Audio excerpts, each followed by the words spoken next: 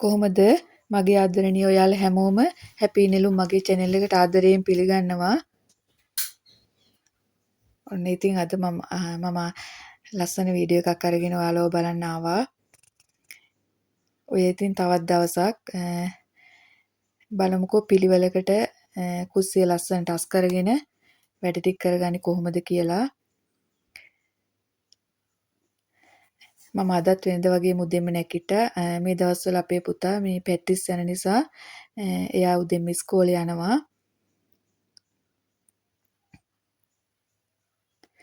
දැන් නම් ඉතින් මේ මම අර ගේ ඇතුලේ කුස්සියේ උයන නිසා මට ටිකක් උයන එක ඒ හැටි ලොකු දෙයක් වගේ දැනෙන්නේ නැහැ. මොකද ඔක්කොම කරන් දැන් ඉතින් කරන්ට් එකෙන් ගෑස් ලිපේනේ. ඉතින් ඒක නිසා දැන් නම් ටිකක් වැඩ ගොඩක් දුරට අඩුයි. ඔන්න ඔය විදිහට ඉතින් බත ගහ ගන්නව රයිස් කුකර් එකට මොනවා හරි දෙකක් ඉතින් ගෑස් එකේ හදා ගන්නවා. අර දර වලින් උයනවා වගේ නෙවෙයි. වැඩ ගොඩාක් පහසුයි. වලං හොදන්න ගියාම දැලි එහෙම නැහැ. භාජන වල ඉතින් දැලි ගෑවෙන්නෙත් නැහැ. දර එහෙම කියලා ගන්න ඕනෙත් නැහැ. ඉතින් අන්න ඒව තමයි ටිකක් වැඩ ලේසි කියලා දැනෙන්නේ. ඒ වුණාට ඉතින් මං ආසයි දර ලිපේ උයලා එහෙම වැඩ කරන්න තමයි මං ගොඩාක් ආස. අර මේ විදිහට වැඩ කරන්න මම එච්චර ආස නැහැ.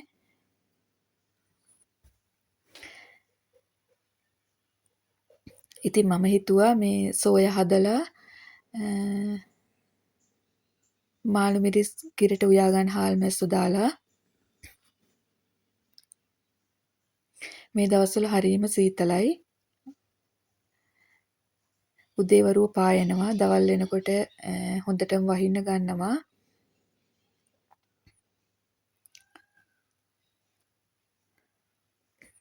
ඉතින් මගේ ආදරණීය ඔයාලා කොහොමද? හැමෝම සනීපෙන් ඉන්නවද? ඉතින් මාව සබ්ස්ක්‍රයිබ් කරන්න නැතුව නම් බලන්නේ මාව සබ්ස්ක්‍රයිබ් කරලා මාත් එක්ක එකතු වෙන්න කියලා ආදරයෙන් හැමෝටම මතක් කරනවා.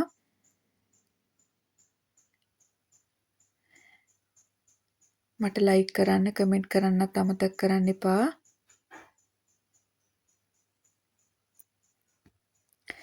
වැඩ කරද්දී පිළිවෙලකට වැඩ කරන්න පුරුදු වුණාම අනිත් එක වැඩ කරන්න තවත් ලේසියි. ඔන්න විදිහට මම භාජනයක් ළඟ තියාගෙන ඉන්නවා. ඒකට තමයි මම අර ලුණු පොතු ඒ අයින් කරන දේවල් ඔක්කොම දාන්නේ ඒකට තමයි. පොල් ගාලා පොල් කට්ට හිටන් ඒකට දාගන්නවා. ඊට පස්සේ කුණු ටික එළියට අයින් කරන්න ගියාම පොල් කටු එහෙම මම වෙනම එකතු කරනවා. ඒ කවරේට දාගන්නවා. පොල් කටු එකතු කරලා විකුණන්න පුළුවන්. ඉතින් ඒකත් හොඳයිනේ. ඒකත් ඉතින් අර අමතර ආදායමක් හොයාගන්න පුළුවන්. මම කලින් නම් මම ලිපේ දැම්මා. පොල් කටු තලලා ලිපේ දානවා. ඉතින් මම දැන් හිතාගෙන ඉන්නේ පොල් කටු ටික එකතු කරන්න. ඉතින් ඒක ඇත්තට එකතු කරගත්තාම අපිට කීයක් හරි හොයාගන්න පුළුවන්නේ. මම දාන්නේ හාල් මැස්සෝ. මම කරවල හාල් මැස්සෝ ඔක්කොම හොදලා මේ දවස්වල වේලලා බෝතල් වලට දාලා ෆ්‍රිජ් එකේ තමයි තියාගෙන ඉන්නේ. මොකද අර දැන් ඉතින් දුම් ගහන්න එහෙම නෑනේ. දරලිපිය උයන්නේ නැති නිසා ඉතින් මේ දේවල් තියාගන්න තැනක් නැහැ මට. ඒක නිසා තමයි මම එහෙම කරගෙන ඉන්නේ. අනිත් එක එහෙම කරගෙන හිටියාම ලේසියි. උයන්න ගියාම ගොඩාක් ලේසියි ඒක. ටක් ගාලා ගත්තා දැම්මා. උයා ගන්න විතරයි තියෙන්නේ. හොද ඉන්න දෙයක්වත් නැහැ.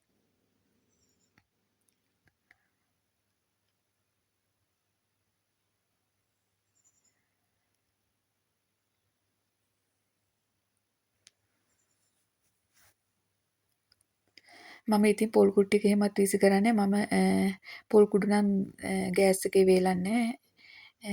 ගෑස් එහෙම ගොඩක් යනවනේ. ඉතින් ඒවා මං පරිස්සමට තමයි ඒ දේවල් කරගන්නේ. එළිය දරලිපක් හදාගෙන තියෙනවා. ඉතින් ඒකේ තමයි වතුර කේතලයක් එහෙම උණු කරලා බෝතලයට දාගන්නවා. පොල් කුඩු ටිකත් මම දවල් වෙන්න දරලිපේ වේල ගන්නවා.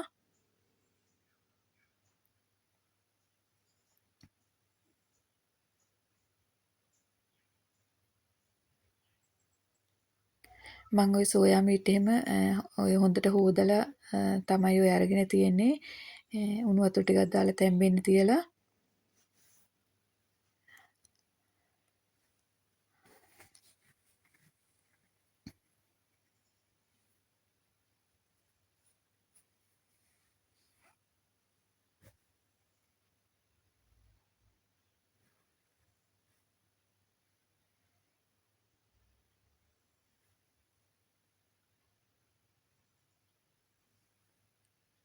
මං හිතන්නේ මේ විදිහට තමයි ඉතින් හැමෝම වැඩ කරගන්නේ. අර පිළිවෙලකට වැඩ කරන්න පුරුදු වුණාම වැඩ ගොඩාක් ලේසි වෙනවා. මං නම් ඉතින් ඔය දැන් උයන ගමන්ම කුස්සියත් අස්පස් කරගෙනම තමයි උයන්නේ.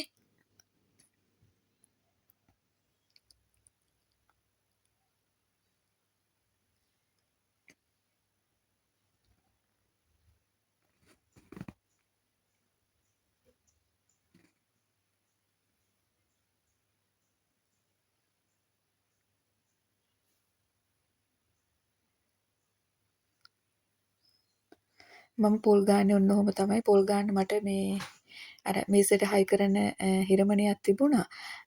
ඒක කැඩිලා. ඒක බලන්න ඕනේ පුළුවන්ද කියලා හදාගන්න. මේ අර වාඩි වෙලා පොල් ගාන එක ඒකත් හොඳයි හරි පහසුයි. මම අර වැඩ කරන ගමන්ම හොදන්න තියෙන භාජන අන්න අර බේසමට එකතු කරගන්නවා. ඊට පස්සේ අර වැඩ ඉවර වෙන්න කිට්ටුව මේ මට වැඩ අඩු වෙනකොට තමයි මම ඊට පස්සේ ඒ ටික ඔක්කොම එකට එකතු කරලා හොද ගන්නවා. දැන් මේ දවස්වල නම් ඉතින් මම ගේ ඇතුලේ ටැප් එකේ තමයි හොදන්නේ. වතුර බිම හැලෙන්නේ නැති වෙන්න. පරිස්සමට මම හොද ගන්නවා.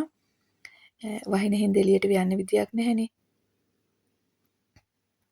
ඔන්න බලන්නකෝ ওই පොල් තෙල් මේ දවස්වල සීතල නිසා ඔන්න ඔය විදිහට පොල් තෙල් මිදිලා තියෙන්නේ. ඉතින් අර ඒක නිසා මං ඒකට හැන්දක් දාගෙන තියෙන්නේ. වෙනද නම් මම බෝතලයකට තමයි දාගෙන තිබුණේ. ඉතින් අර ඒක නිසා මේ බෝතලෙන් ගන්න බැහැනේ. දැන් අන්න අර වෙනම වාජනයකට ආයි මාරු කරගත්තා. ඕක මං අවුවෙන් තියෙනවා අවුව වැටිච්ච වෙලාවට.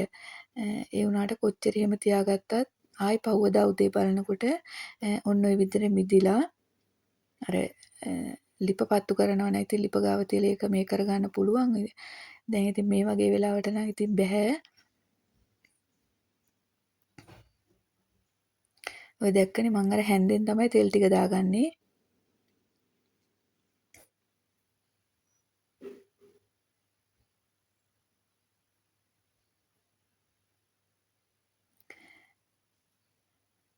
මාළු මිරිස් ටිකට ඉස්සෙල්ලාම තෙල් ටිකක් දාලා ඒකෙන් තැම්බෙන්න තියුවාම තෙල් චූට්ටක් දාලා අර තැම්බිලා වැඩි වෙන්නේ නැහැ. අර ලස්සනට කොළ පාටට තියෙනවා. ඊට පස්සේ දිය කිරි ටික දාන්න ඕනේ. චුට්ටක් වෙන්න. ඊට පස්සේ ඒකෙන් අර හාල් මැස්ස ටික එහෙම තැම්බෙන්නත් ඕනේනේ. ඊට පස්සේ තමයි මම මිටි කිරි දාගන්නේ. මං අර එහා ලිපේ සෝයා මීට් එකට තමයි තෙල් ලිපේ තියලා තියෙන්නේ. අර තෙල් එකට බැදපු 3-5 මිරිස් කුඩු එහෙම දාලා ගත්තාම හොඳට මස් වගේ එනවා. අනිත් එක මම සෝයා මීට් හදද්දි මම නම් පොල් කිරි දාන්නේ නෑ. වතුර ටිකක් තමයි දාන්නේ.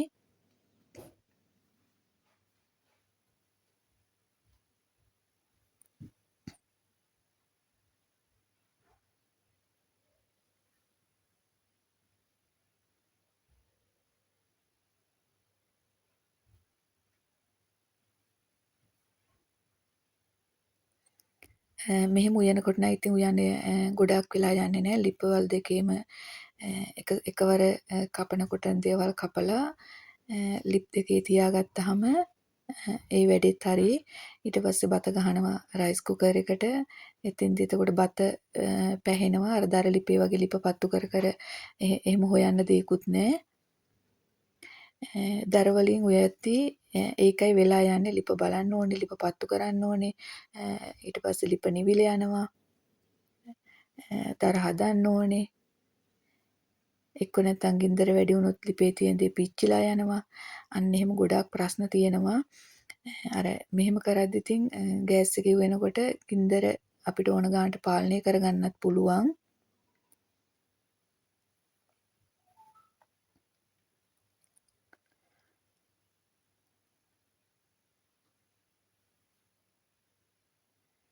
ඉතින් අර කොච්චර එහෙම මේ විදිහට උයන්න පහසු වුණත් මම නම් ගොඩාක් ආසයි දරලිපේ උයන්න. ඒක නිසා ඉතින් මම මේ විදිහට තව ටික දවසයි උයන්නේ. මං එළියෙන් කුස්සියක් හදනවනේ. ඉතින් මං හිතාගෙන ඉන්නේ ඒකට දරලිපක් එහෙම දාන්න. ඔය දැක්කනේ මං අර දාගත්තේ වතුර.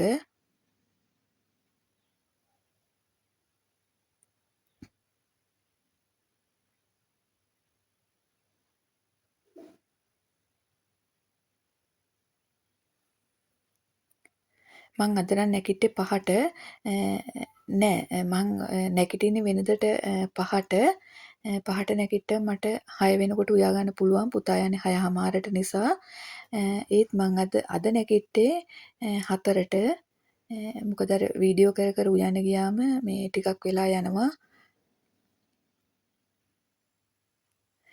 තනියම වීඩියෝ කරගෙන වැඩ කරන්න ගියාම ගොඩක් වෙලා යනවා. කවුරු හරි ඒක කරලා දෙන්න ඉන්නවනම් ඒ හැටි වෙලා යන්නේ නැහැ. මොකද එතකොට අපිට තියෙන අපේ වැඩේ කරගෙන යන්න විතරයිනේ.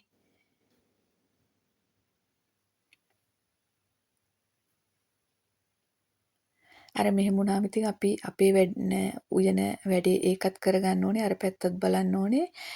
එහෙම වුණාම මේ වෙලා යනවා වැඩි. ඒක නිසා තමයි ඉතින් මම 4ට නැගිට්ටේ. හැබැයි ඒත් මම 5:00 වෙනකොට කොහොම හරි වැඩේ ඉවරයි. කුස්සියේ වැඩ ඔක්කොම ඉවර කරගත්තා.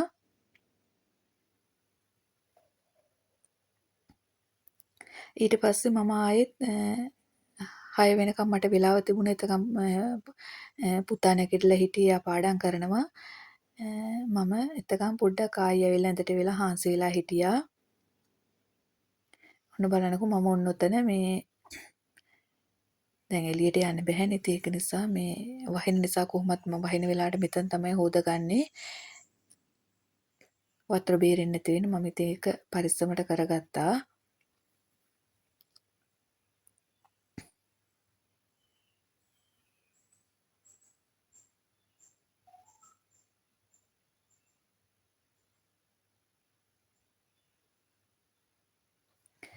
මං හිතන්නේ මං වගේම තමයි හැම ගෙදරකම හැම අම්ම කෙනෙක්ම හැම කාන්තාවක්ම මේ විදිහට ඉතින් උදෙන්ම නැගිටගෙන ඉස්කෝලේ යන ළමයි ඉන්න තැන්වල එහෙම හැමෝම මේ වෙලාවට උදෙන්ම නැගිටගෙන මේ විදිහටම වැට්ටික් කරගන්නවා. සීතලයි කියලා ඉතින් බැහැනේ. ওই විදිහට ඉතින් වතුර අත ගාගෙන ඔහොම ඉතින් වැඩ කරන්න ඕනේ අපි. මං ඔය ඔතන වතුර බින්දුවක්වත් හැලෙන්න දෙන්නේ නැහැ. මට හැම වෙලේම ඕනේ හොඳට අර නිකන් බේරිලා තියෙන විදිහට එහෙම තියෙන්න. දැන් ඔය රෙදි කෑල්ල හොඳටම තෙත් වෙලා තියෙන පිහදාලම. ඊට පස්සේ මම ඔන්න ඔතනින් මේ ඔන්න ඔය විදිහට රෙදි කෑල්ලක් එලලා අර භාජන ටික මේ තියාගන්නවා වතුර බේරෙන්න. හොඳටම වතුර බේරුණාට පස්සේ තමයි මම ඒවා ওই හැඳි එහෙම එල්ලන තැනින් එල්ල ගන්නවා. පිකන් රැග් එකට එහෙම දාගන්නේ. වතුර පිටින් මම ඒවා ඒ තැන්වල තියන්නේ නැහැ. වතුර බේරුණාට පස්සේ තමයි මම ඒවා අයින් කරගන්නේ. වලන් නම් මම එළියට ගෙනියලා තමයි හොදන්නේ. ගෑස් එකේ යුවත් මම වලන් නම් සින්ක් එකේ හොදන්නේ නැහැ.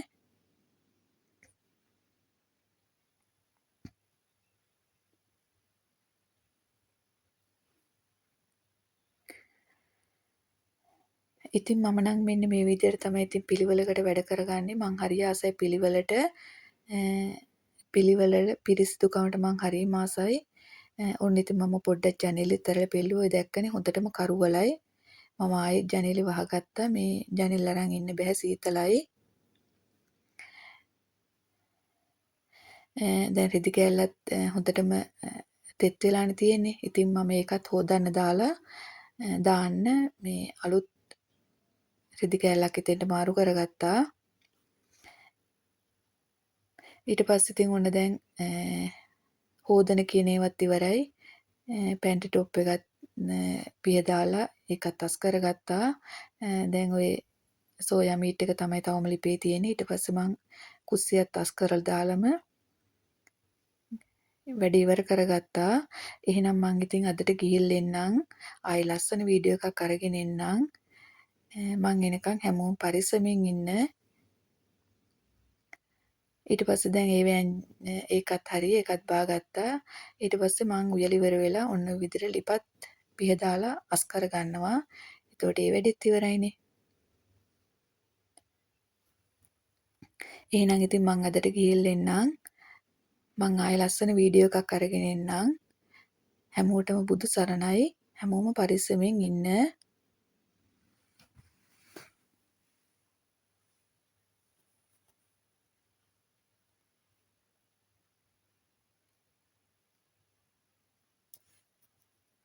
ඔය තියෙන ඉතින් මං හදාගත්තු මගේ වෑංජන දෙකයි බතයි තමයි මං ඔය ඒක ආයෙත් සැරයක් ඔන්න පෙන්නුවා.